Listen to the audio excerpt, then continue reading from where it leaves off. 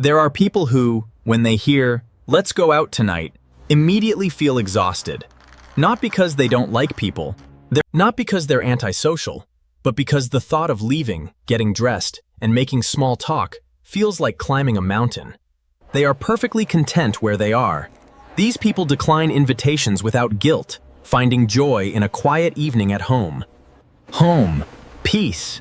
They don't understand why everyone else needs to go to cafes to talk where there's unbearable noise. From people, music, the smell of cigarettes, and people pushing past each other. Today we're exploring the psychology of people who never want to leave the house, and why their minds function so differently from those who can't stand being home alone. First, let's clarify what we're talking about. This isn't agoraphobia, a clinical fear of leaving safe spaces. This isn't depression keeping someone isolated from others. This is a genuine conscious choice of home over almost any external alternative. Psychologists call this home-centered orientation, and it's far more common than you think. These are people whose natural state is contentment within their own four walls. Their home isn't a place they retreat to when the world becomes too much. It's their preferred environment. Their foundation, the place where they truly want to be, their safe place. And here's what's fascinating. This preference often goes hand in hand with specific personality and psychological patterns. High introversion is perhaps obvious, but also high autonomy, the need to control your environment and schedule. Low need for excitement. They don't need novelty or stimulation to be satisfied. Rather, they've learned to meet their own needs without external influence. But there's something deeper here, something about how these people learn to relate to the world. Many people strongly prefer staying home and develop this orientation early. And often, it stemmed from a specific type of childhood experience. Imagine a child coming home to an empty house after school. Parents are often not home. No organized activities for them. No one to ask, "How was school?" As soon as they walk through the front door of their home, just silence. They need to figure out their own afternoon. What does that child learn? What do you think? They learn that home is their territory, their controlled environment. The place where they don't have to perform for anyone, or meet anyone's expectations, or fake a smile. They learn to entertain themselves, to find satisfaction in their own planned activities, to create their own structure, instead of relying on external influences. And crucially, they learn that being alone doesn't mean being lonely. This is the foundation many homebodies are built on. Radical self-reliance within a safe, controlled space. When you grow up essentially raising yourself, for a significant part of the day, you develop a different relationship with solitude. It's not something you fear or avoid or feel lonely about. It's your natural state, your comfort zone. Home becomes psychologically coded as the place where you're most yourself, where you don't have to manage other people's expectations, or their energy, where you're free. And once that state is established, it rarely changes. You know why? Well, it's simple, because they don't want to. There's another psychological pattern at play, the need for environmental control. People who strongly prefer staying home often have low tolerance for unpredictability, which relates to when you leave your house. You surrender control. You can't control who you'll encounter, what problems will arise, how long things will take, whether you'll feel comfortable. At home, you control everything: temperature, lighting, noise level, who has access to your space. When you eat, what do you wear, whether you want to communicate with anyone or not.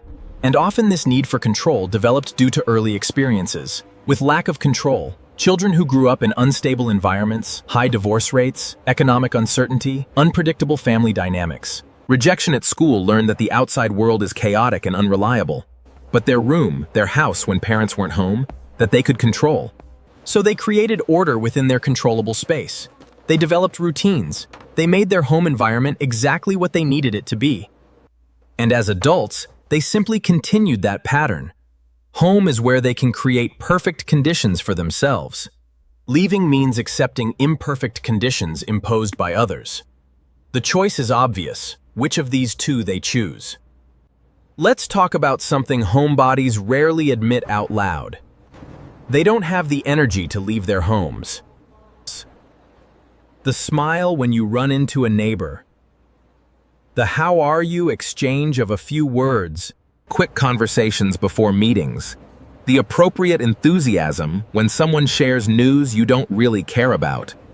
These small performances accumulate, and people who never want to leave the house are often those who are most aware of and most drained by these constant performances. They look at social interaction with clear eyes. They recognize that most social exchanges are scripted performances, not genuine connection, and they've decided that ritual isn't worth the energy. This often stems from a particular psychological orientation. Low tolerance for inauthenticity. Many homebodies were raised in environments where they learned to trust actions over words. Where they watched adults behave one way in public and differently in private. Where they developed a finely tuned detector for nonsense. So when they're expected to participate in the same performative social rituals they see as empty, they resist. Rude, noisy, kind, polite. Why pretend you care about the weather when neither of you actually cares? Why, when no one has time to listen to you? Rude, noisy, kind, polite, kind, polite. Or you to them. For example, how many times has it happened to you that when you meet a friend in town, you ask each other, "What's new?" and you tell him, and he tells you nothing? Or that well-known phrase, "Hey bro, I'm in a hurry, we'll catch up, or I'll call you." And of course, nothing comes of it. So why fake enthusiasm? "I'm in a hurry, I'll call you." Oh, okay. For plans you're already dreading? Why participate in elaborate social theater when you can simply not participate? At home, there's no need for performance. You can be exactly who you are, feeling exactly what you feel. without managing anyone's perception of you. That authenticity, or more accurately, that freedom from required inauthenticity, is psychologically priceless for homebodies. There's another element crucial to understanding homebody psychology: a deeply rooted need for privacy. People who never want to leave the house often have strong boundaries around their personal life, their space, and their time. They don't broadcast their activities on social media. They don't feel the need to document experiences to validate that they happened. They don't need witnesses to their existence. This privacy instinct often develops in childhood, especially for those who grew up in environments where privacy was limited or where they learned that external visibility came with unwanted attention. When you're a latchkey kid, coming home to an empty house, you have something rare: complete privacy. No one supervises you, no one controlling you, no one commenting on your choices, no one demanding explanations for how you spend your time. That privacy becomes precious. It becomes your psychological base, your security that you don't want to lose even as an adult, and that's why you fiercely protect it. Leaving the house means surrendering privacy. It means being seen, being available for interaction. It means your appearance. Your behavior, your very existence becomes subject to others' observation. For people with strong privacy needs, this feels like exposure, like vulnerability.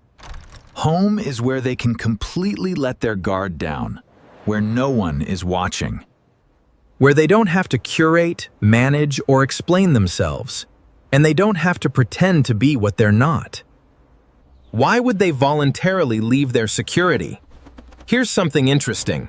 Many people who never want to leave the house, they're actually highly competent at managing external demands. They're not avoiding the outside world because they can't handle it. They're avoiding it because they've become so efficient at handling necessary external interactions that they've optimized them to an absolute minimum. This is the competence paradox. They've mastered online grocery delivery, remote work, digital banking, and strategic social management, to the point where leaving home genuinely isn't necessary for most of their needs. When you grow up solving your own problems with limited resources, you develop practical competence. You learn to find solutions. You become good at systems, processes, and optimization. As an adult, you apply that same competence to creating a life that doesn't require you to do things that drain you. Need groceries? Need social connection? Carefully selected, infrequent, high-quality interactions with people you genuinely like? why would they voluntarily leave their security? Here's something interesting. Many people who never want to leave the house, Homebodies see it as efficiency. Why waste time on low-value activities when you can create high-value experiences in the comfort of your own space? Perhaps the most defining psychological characteristic of people who never want to leave the house? They don't need external validation. They don't post their activities for likes. They don't go out to be seen. They don't collect experiences to prove they're living life right.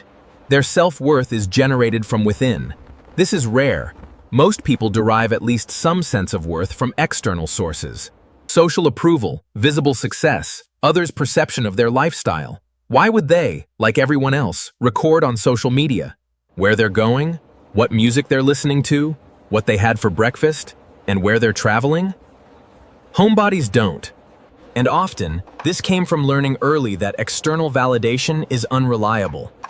When you're a child raising yourself, there's no one consistently providing validation, no one to praise your achievements, notice your efforts, or affirm your worth.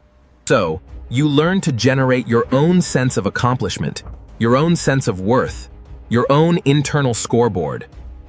You finish your homework, you know you did it well, you make yourself dinner, you feel satisfied by your self-sufficiency. They don't post their activities for likes. They don't go out to be seen. They don't collect experiences to prove they're living life right. Become so well developed that external validation starts to feel hollow. What does a stranger's approval matter?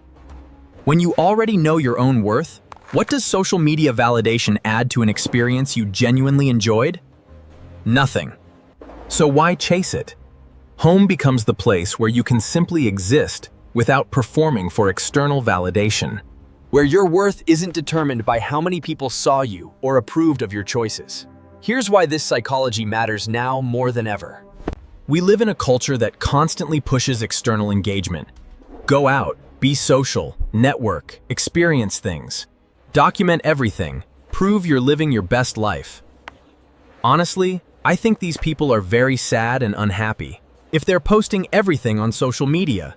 Smile, click for a picture, and the smile quickly fades while waiting for likes. And comments about how happy and fulfilled you look. And now compare that to people who never want to leave the house. Quietly opposing that entire system. They're saying, what if home is enough? What if quiet contentment is more valuable than curated experiences? What if solitude is a choice, not a problem to solve? In a world struggling with burnout, social media exhaustion, and constant pressure to do more and be more, homebody psychology offers an alternative model. A model where you prioritize your own energy over others' expectations, where you create a life that truly fits your needs. Instead of performing someone else's idea of a good life, where you're sufficient unto yourself and don't need constant external stimulation.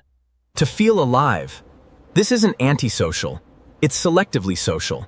The psychology of people who never want to leave the house is the psychology of security. It's a mindset built on early experiences of solitude that taught them home is safety, control, and authenticity, that external demand is draining, that their own company is not just acceptable, but preferable. They learn to meet their own needs, to generate their own contentment, to build a life that doesn't require constant external input. To be complete, they're not broken, they're not missing out, they're not avoiding life. They're living it exactly as they choose, quietly, privately, on their own terms. In a world that constantly demands you be somewhere else, doing something else, being someone else, they've mastered something rare, being perfectly content exactly where you are. Are you perhaps like this, not wanting to go out?